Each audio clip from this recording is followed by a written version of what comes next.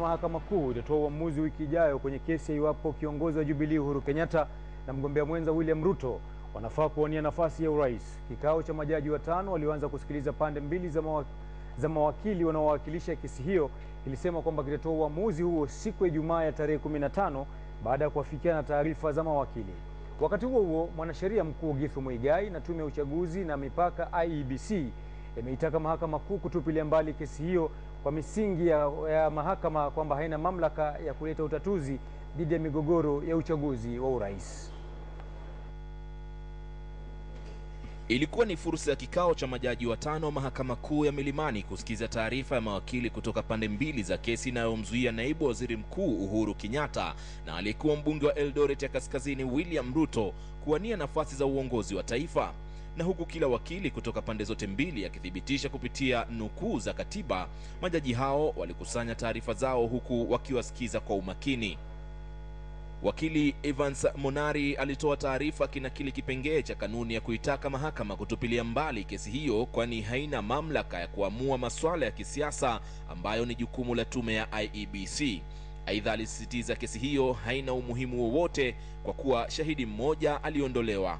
I also refer to you the disclosure materials that are of a public nature that were disclosed by the office of the prosecutor before the International Criminal Court, Chamber Trial number 5. They will show that the particular witness number 4 has been brought as a witness because not only has he recounted his evidence, but he has said that the evidence that he gave the International Criminal Court was false.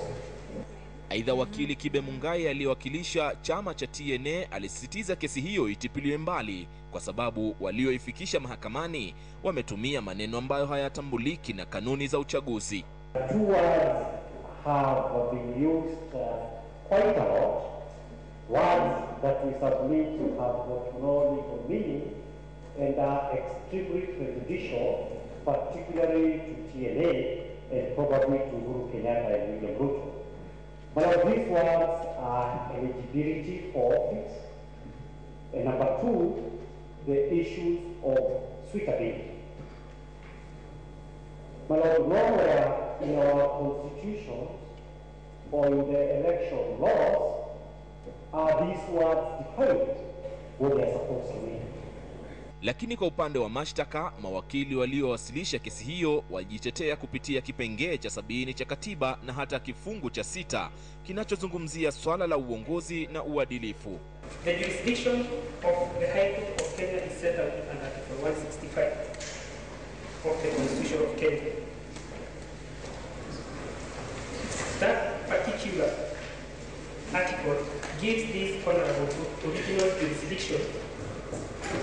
And this matter, the question of jurisdiction has been ably canvassed.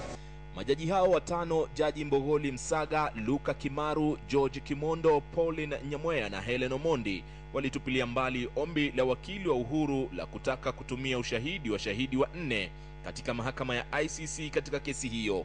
Na baada ya kusikiza malalamishi kutoka kwa pande zote mbili, sasa uamuzi umeachiwa kwa kikao hichi cha majaji watano ambao wanatarajiwa kutoa uamuzi huo siku ya Ijumaa ijayo tarehe 15 mwendo wa saa 4 kamili. Ali Manzu, KTN leo, Nairobi.